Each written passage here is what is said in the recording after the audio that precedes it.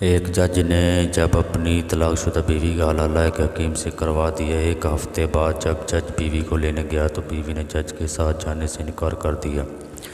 جج کی بیوی انتہا درجے کی خوبصورت تھی۔ جج اپنی بیوی سے بہت زیادہ محبت کرتا تھا۔ شادی کو 5 سال سے زیادہ گزر چکے تھے، ابھی تک کوئی اولاد نہیں تھی۔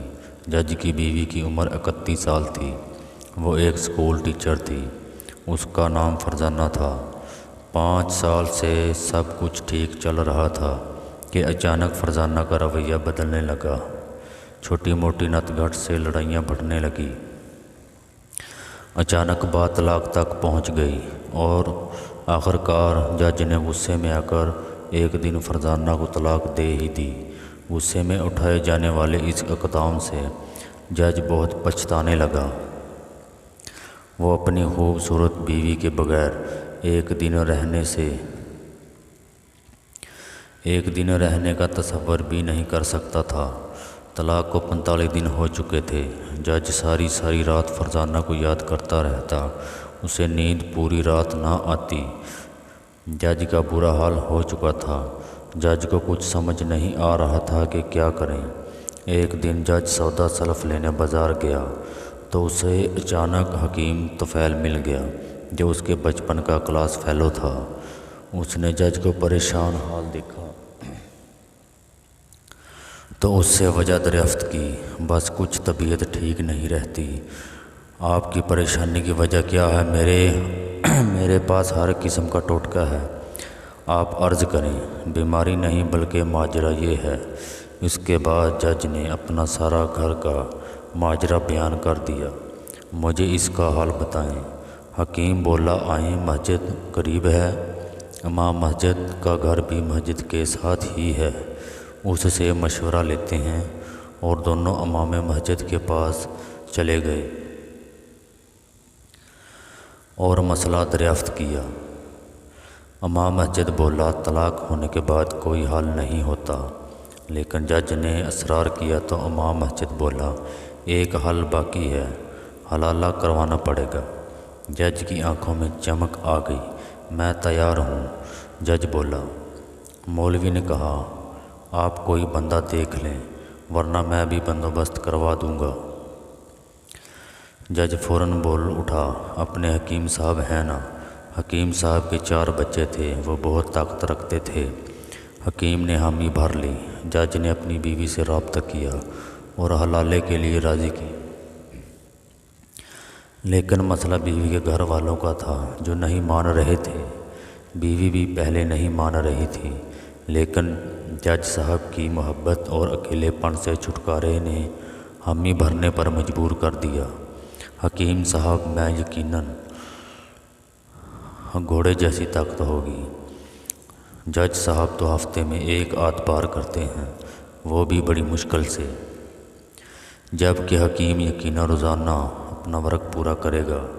جج کی بیوی خوبصورت ہونے کے ساتھ ساتھ بہت مست تھی۔ بہرحال فرزانہ حکیم صاحب سے حلالہ کرنے کے لیے مکمل تیار ہو گئی۔ جج نے دن طے کیا۔ حلالہ کے لیے حکیم صاحب بھی پوری تیاری میں تھے۔ حکیم صاحب کی تو جیسے لاٹری نکل آئی ہو۔ رات کو عشاء کے بعد جج اپنی بیوی کو لے کر آ گیا نکاح کے لیے۔ حکیم اپنے گھر کے پچھواڑے بنی بیٹھک میں لے گیا۔ جج صاحب مولوی صاحب کو ساتھ لے گیا۔ گواہان میں جج خود تھا، دوسرا گواہ حکیم کا شاگرد تھا۔ نکاح مولوی صاحب نے پڑھایا۔ مہر کی رقم 15,000 رکھی گئی۔ نکاح کے بعد جج اپنے گھر چلا گیا۔ حکیم صاحب اپنی نئی نویلی دلہن کو لے کر اپنے گھر کے اندر کمرے میں داخل ہوئے۔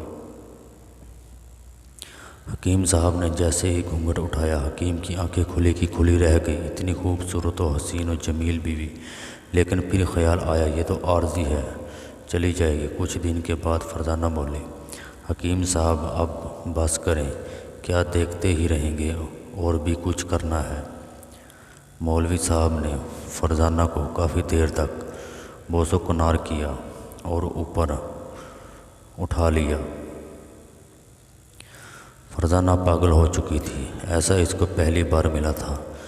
جج صاحب تو صرف 2 منٹ کے مہمان تھے اور فوراً پھسل کر گر جاتے۔ مگر حکیم صاحب ایک لمبی ریس کے گھوڑ سوار تھے۔ پھر سواری پوری رات چلتی رہی۔ صبح کے وقت فرزانہ کو پتہ چلا کہ وہ تو ایک گلشن میں آ چکی ہے جہاں ہر طرف بہار ہی بہار ہے۔ اسے یہی سب تو چاہیے تھا۔ تیسرے دن جج صاحب حکیم صاحب کے پاس آئے تو حکیم صاحب نے ان کو بیٹھک میں بٹھایا اور فرزانہ کے پاس گئے اور بولے جج صاحب آئے ہیں آپ کو لینے۔ مگر فرزانہ بولی حکیم صاحب میں اب آپ کی بیوی ہوں، میں اب جج کے پاس نہیں جاتی، اللہ مرتے دم تک مجھے آپ کے پاس رکھے، آپ کی غلام بن کر رہوں گی، آپ کو اپنے سر کا تاج بنا لوں گی، مجھے طلاق مت دیں۔ حکیم صاحب اندر سے تو خوش تھے، ظاہری طور پر پریشانی کی حالت بنا کر جج کے پاس گئے۔ جب جج کو یہ بات بتائی تو اس کے پیروں تلے سے زمین نکل گئی۔ جج نے کیس کر دیا کہ حکیم نے زبردستی اپنے پاس نکاح میں میری بیوی کو رکھ لیا ہے۔ عدالت کے روبرو حاضر ہو کر فرزانہ نے گواہی دی کہ وہ اپنی خوشی اور اپنی رضامندی سے حکیم صاحب کے نکاح میں ہے، مجھ پر کوئی زبردستی نہیں۔ فیصلہ فرزانہ کے حق میں آ گیا۔ اب حکیم سے فرزانہ کے 2 بچے ہیں اور دونوں ہنسی خوشی زندگی گزار رہے ہیں۔